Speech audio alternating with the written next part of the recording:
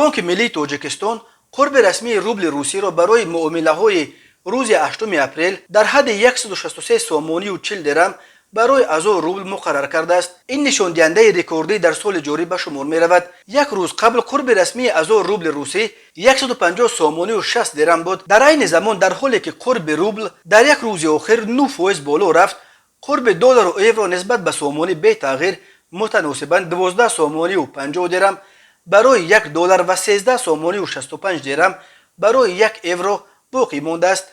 ولی در بانک ها و در بازارهای سیاه نرخ روبل کمی پایینتر از قرب رسمی بانک ملی است.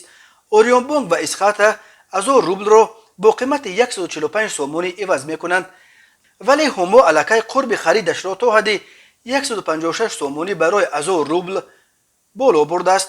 روبل همین طور بار اول از زمان آغاز جنگ روسیه با اوکراین توانست قربش در مقابل دلار و امریکا تا حد روز 24 فوریه برقرار کند. روز 8 اپریل در بیرژ یک دلار با قیمت 79 روبل فروخته میشد.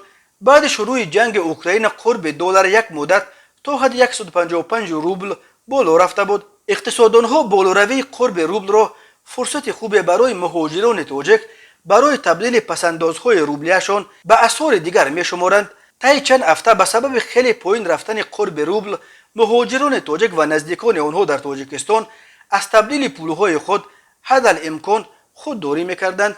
یادآور میشویم که بعد آغاز حمله روسیه به اوکراین روبل تا به حد 80-90 سومانی برای ازو روبل افتاده بود، ولی از پایان ماه مارس قرب روبل دیگر باره رو به بالا آورد. جایش قرب روبل زمان شروع شد که پرزیدنت روسیه ولادیمیر پوتین امر داد که تا گاز روسیه را به کشورهای نودوست اساساً به اروپا با روبل بفروشند. کشورهای اروپا این تقاضا را رد کرده ایستادند، ولی اظهارات پوتین توانست قیمت روبل را خیلی رست کند و قرب دلار و یورو را برعکس پایین ببرد.